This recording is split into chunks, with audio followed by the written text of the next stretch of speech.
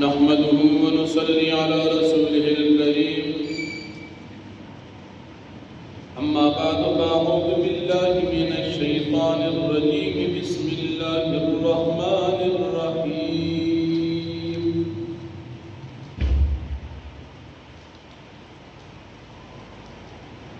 وقاتلوهم حتى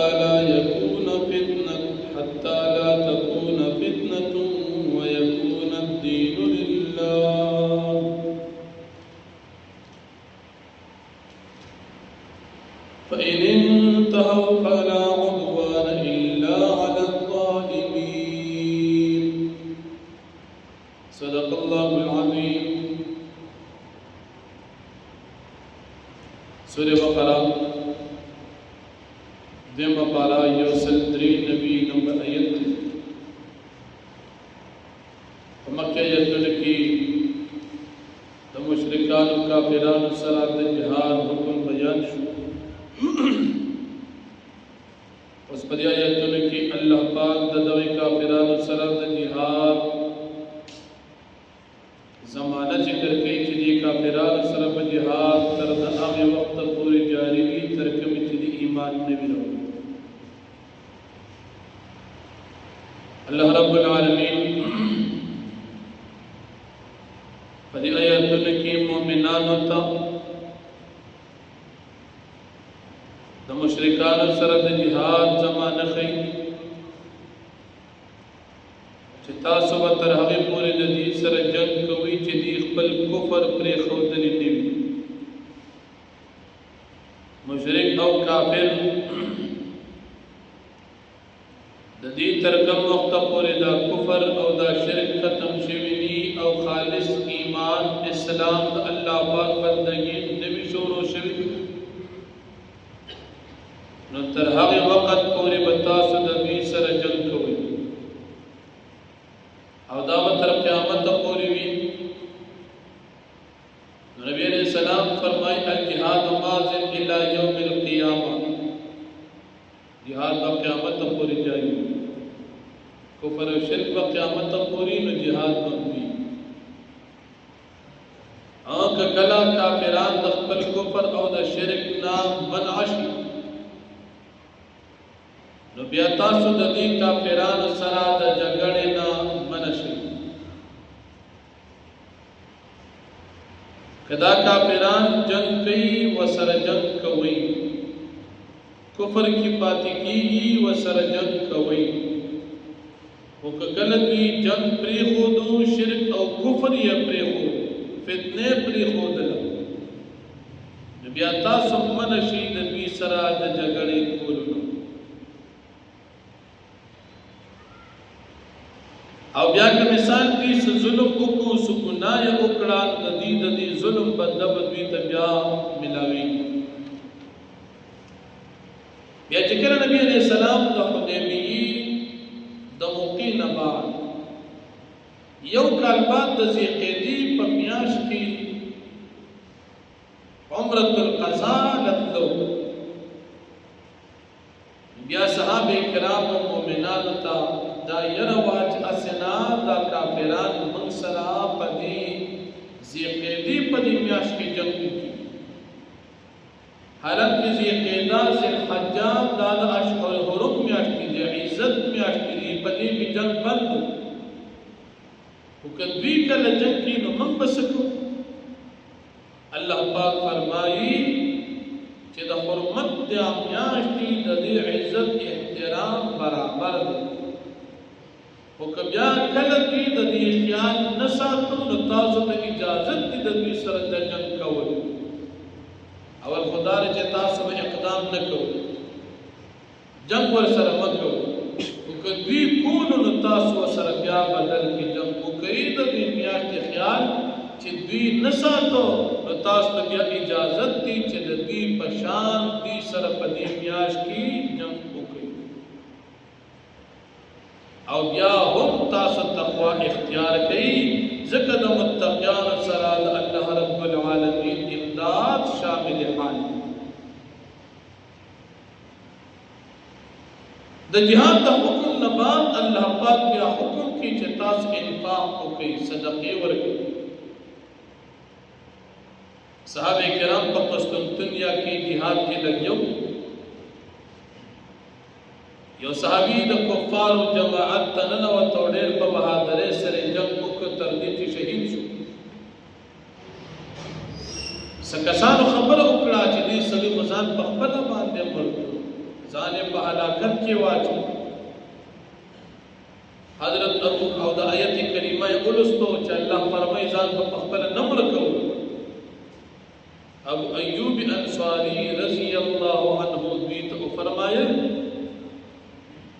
چې دا څنګه دا څنګه تاسو په دې خبرو آیت دی بارک ندی نازل شي چې د کافرانو په سب کې jihad کوي او چې تاسو شهیدان شي نو تاسو بیا وایي چې ولا تلقوا بأيديكم إلى التهلكة د دې لپاره نه دی وی مسله دا و چې کله موږ مسلمانانو کې فتوحات زیات شو مسلمانانو باندې آرام او راحت زیات را نو موږ به چې زور بزان خپل باغونه او فصلونه برابر اسه مسلمانانو باندې هر ځای کې فتوحات او وساتیا بقایا ودا jihad پری بقایا ودا خپل پټو د خپل فصلونو د خپل غلي خیال او سات داغي او خیال کو بس داسې مسلمانان ډیر شو فتوحات زیات شو والله جل شانه د آیت نازل کو چې تاسو خپل jihad پرېږدئ او د الله پاک په لار کې خپل مال نه خرج کوئ بخل کوئ نو دا د هلاکت سبب آیت نو مراد دا نه دی چې په jihad کې شهید شئ نو تاسو ځان مړ آیت نو مراد دا چې تاسو جنگ پرېښود نو تاسو هلاک شئ مسلمانانو چې تاسو د کافرانو خلاف jihad پرېښود او تاسو خپل صدقې انفاق فی سبیل الله پرېښود دا بخل او دا ترک jihad ستاسو د پاره دا ذریعہ د هلاکت دا آیت زمون بارک نازل شوی او بیا ابو ایوب انصاری رضی الله عنه jihad تخبر ټول عمر وقف کو تر دې پوری چې jihad کې بیا شهید هم شو او په قسطنطنیه کې بیا الله دفن شو الله جل شانه په دې آیاتونو کې یو د jihad او بل د انفاق الله بلا رکی د مال لګولو ترغیب ذکر کړي نو فرمایي وقاتلوهم او تاسو مؤمنان د دې مشرکان سره jihad وکړي حتا لا تكون فتنه تر دې پوری چې انمندلی شي شرک او کفر یعنی ټول په ټول کفر او شرک ختم شي جنگ کوي شرک او کفر ختم شي